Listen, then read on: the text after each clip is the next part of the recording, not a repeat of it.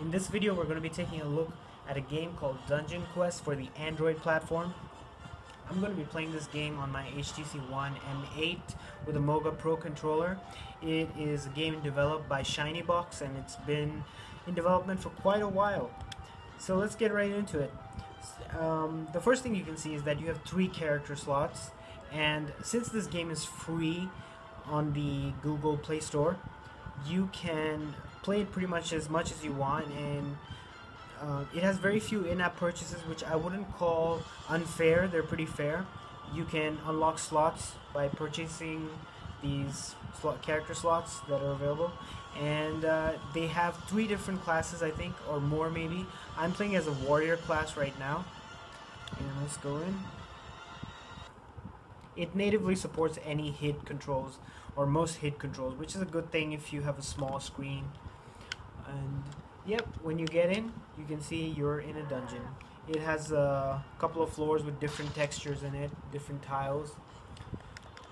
The animation is fluid, the weapon sounds, the enemies, the hit effects are all really good. They're well done. When I started playing this game, it didn't look like this. It was pretty plain, and they've done a lot of work into it. They've put a lot of work into it, I mean. Everything works just perfectly. The controls are solid. You have a map, which is very useful, since most of the levels are designed as mazes, so you have to kind of use this map later on. Some of the boss enemies are also pretty big, which is quite cool actually. It's fun, they're challenging. The graphics are very colorful.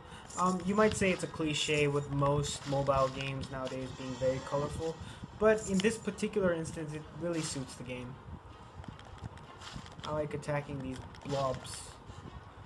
I wonder if they're from Dragon Quest, but you have a bunch of attacks. As you can see over here, most of them are locked right now, but I have 3 of them unlocked, but there's one more that I can unlock, and I think that's at a later level. So I have my melee attack, and I have my ranged attack, which basically, I don't know, through a sword. And this is another projectile attack that I have. So those are the attacks. And is this the end of the level? No, this is the beginning of the level. And let's take a look at the inventory screen since I've leveled up. So as you can see, this is a pretty massive inventory screen and giving you lots and lots of details, something like mana regen on a weapon, attack speed on a weapon, or mana cost for a weapon. You can even customize your character to a great degree with your armor, helmet, rings, and amulets. You can have 2 weapons in both hands, so that's pretty cool. You can have a shield in one, or you can even have mage weapons if you're a mage character. And it's a lot of stuff. You can even compare items, and it does have pets. I don't know how to get it yet, but it does have pets in it, which is pretty cool. It has a merchant menu where you can purchase many of the items that you have that with the gold that you've earned.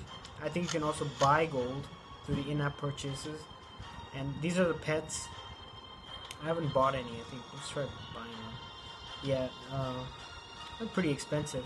But very cool looking pets. Look, the art style is really cool. Very cool art style.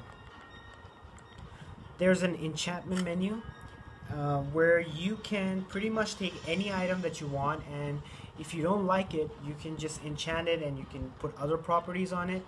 And that's really interesting. That's something that Torchlight and even Diablo 3 does.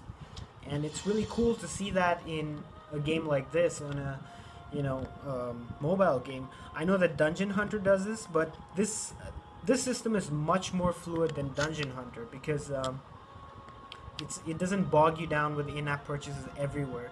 They're very basic and they're not required. So your skill is what matters, how good you are in this game.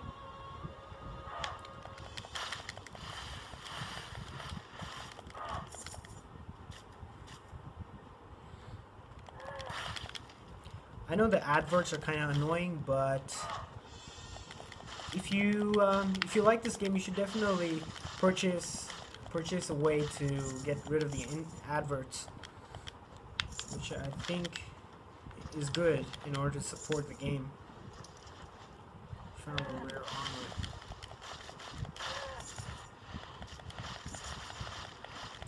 Since this is one of the beginning floors, it might look easy, but this game is not easy. I mean, they throw a bunch of enemies that are pretty crazy later on.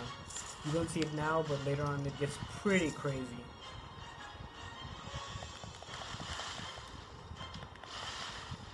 I'm trying to reach the end of this level. So as I said, most of the levels are pretty maze-like, so you do need to use the map. As you can see, I'm using a map, and it's very useful to have this.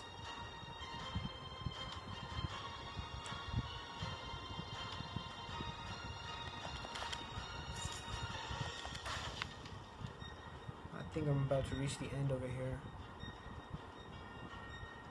I'm sorry if the video is not clear because this angle is kind of hard to show the game in since I'm using a controller.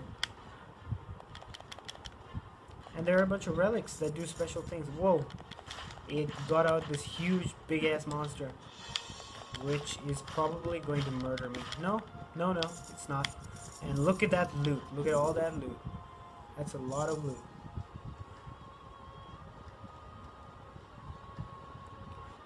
Let me show you the level up screen. These are my stats. So as you can see, you can choose offense, defense. You have a bunch of talents. You can even respec your points depending on how you want to use them. And you have your health, mana, power, basically. Power, I think, affects your melee damage. Health is, HP. Mana is your magic, which is pretty much the same as every other RPG. So I guess I've pretty much gone through most of what this game has, and I think it's a very deep game, and it has a long playability. What would you call it? You can play it for a pretty long time, since it has a lot of depth to it, a lot of items, a lot of floors. It has pets. So if you're into action RPGs, I would say definitely check out this game. And I hope you liked the video. Thank you for watching.